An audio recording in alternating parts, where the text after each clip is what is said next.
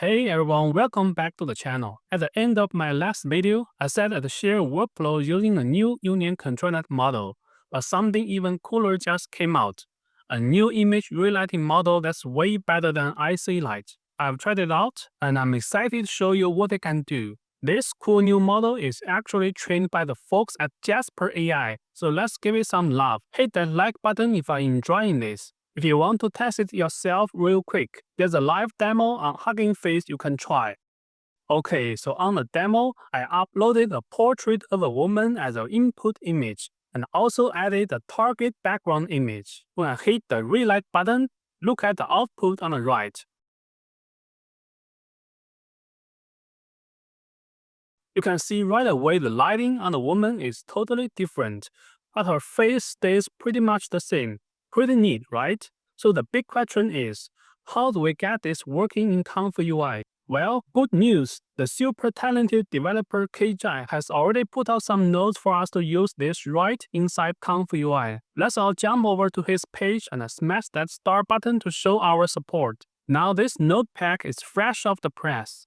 It was just released yesterday. That means for now, you probably can install it directly through the ComfyUI manager. Who knows? By the time you're watching this, it might be there. But if you can't find it in the manager, no worries.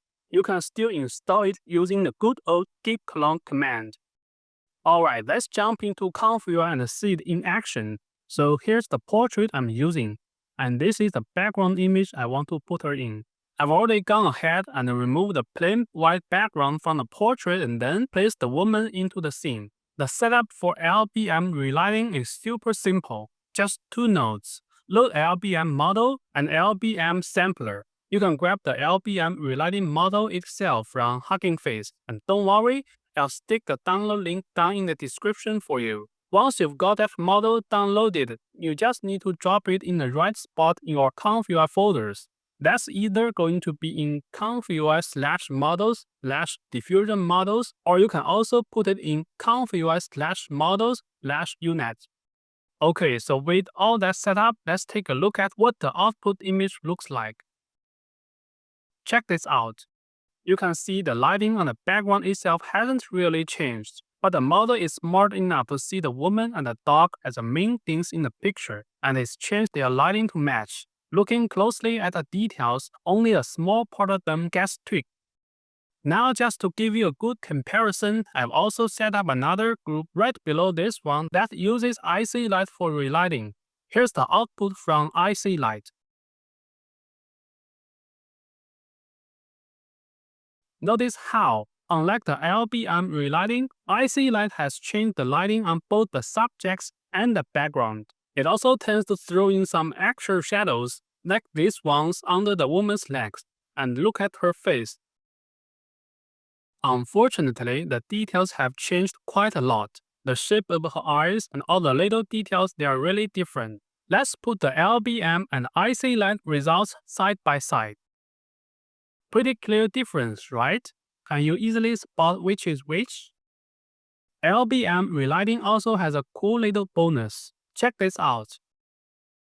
If you remove the background directly from a portrait, you often get leftover pixels around the hair, but after relighting with LBM, those extra pixels vanish cleanly. So yeah, LBM relighting is definitely looking way better than IC Light in a lot of ways, but it's not all sunshine and rainbows. There are a few issues to be aware of. Let's look at this example here. This time we are trying to relight a product image.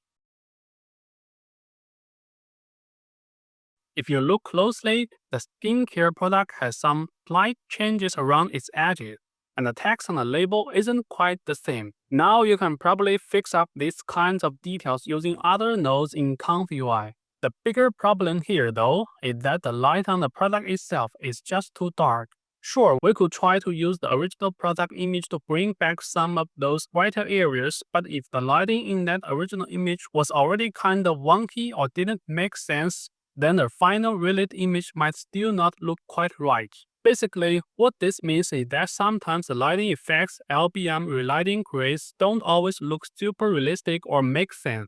Take a look at this next example for instance. See how the woman here is generally pretty dark? But if you look at the scene, she really should be getting some light hitting her from the left side. You'd expect to see at least some edge lighting on the left part of her body, but it's just not there in this picture. This tells us that in certain situations, we might need to mix in other techniques to get the relighting to look more believable. But hey, even with this little hiccup, I really think this LBM Relighting model is a massive step forward. It's a real breakthrough, even though it has some weak spots. I'm pretty sure those can be ironed out or worked around. I'm actually planning to release a workflow using this model a bit later on, and I'll be trying to mix in some other cool tech to help fix these kinds of issues. So make sure to subscribe and stay tuned for that.